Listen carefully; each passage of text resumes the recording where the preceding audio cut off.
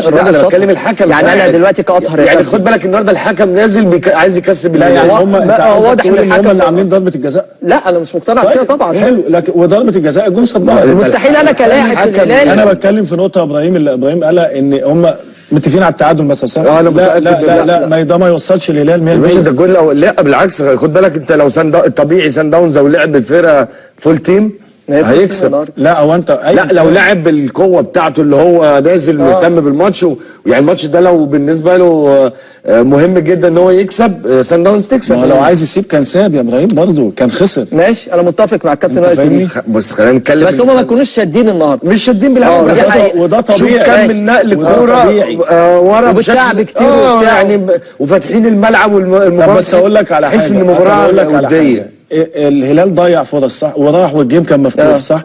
طب انت مش ملاحظ حاجه ان انا قلتها الماتش اللي فات لو تركز انا قلت لك فرقه سان داونز تعرف تلعب على الديفنس بتاعها بشكل كويس قوي بدليل لما قلت لك حتى الكورتين الثابتين بتوع قفشه ان هم اصلا ما بيعرفوش لانهم لعيب الكوره. انت اللي ما قدرتش تستغل كده كنادي اهلي يا بابا. لا ديفنس بلا فرابينس، الدنيا كانت ماشيه حلوه وجميله والناس كلها بتفوت واحتواء الى الواد ويليامز بتاعهم ده. ما حدش ليه جمايل عندنا غير ويليامز ده. حكم النهارده احتواء ولاعيبه النهارده بتقول لي لا تسجله. بس نعمل ايه؟ نادي عويل هنعمل له ايه؟ دونج ده ورحمه ابويا ما يلعب مركز شباب ومبيومي والله العظيم. ده امبارح يطرد واحده مسك الراجل حضنه الشوط الاولاني والثاني دخل فيه موت الراجل. انا ما اعرفش ازاي ما خدش انذارات امبارح. طيب قبل ما اطلع الفصل عشان بعد الفصل عايز اخد رايك في قائمه لا انا عايزه يقعد.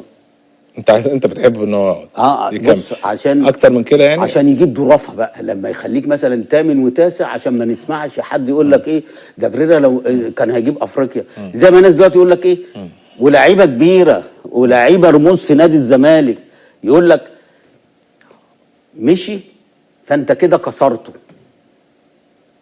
ورجع بقى مكسور. فعشان كده مكسور ايه يابا؟ هو مين اللي مشاه؟ كانت النتائج سيئه جدا. هو ما حدش بص هو انت من يوم ماتش اسوان في شهر واحد حد ضربه على ايده ان هو يخسر اسوان يتعالي للداخليه؟ انهيار غريب من بدايه السنه الجديده للزمالك عشان مفلس. هو ما احنا كنا بنقول السنه اللي فاتت كده مش انا بيبقى كسبان وانت تقول لي بس الراجل كسب. كنت بقول لك ايه؟ صح. ضيع شخصيه نادي الزمالك ضيع هويه نادي الزمالك. لا لا لا لا لا جدي فيريرا ما يمشيش قبل ما يخسر ال8 بطولات. خسر 5 فاضل له 3. خسر كاس لوسيل وخسر السوبر المصري من كولر وخسر بطوله الدوري وبطوله افريقيا وكاس مصر القديم من بيراميدز. فاضل له السوبر يوم 5/5. فاضل له كاس مصر الجديد وفاضل له كاس الرابطه. يخسرهم وبعدين يمشي.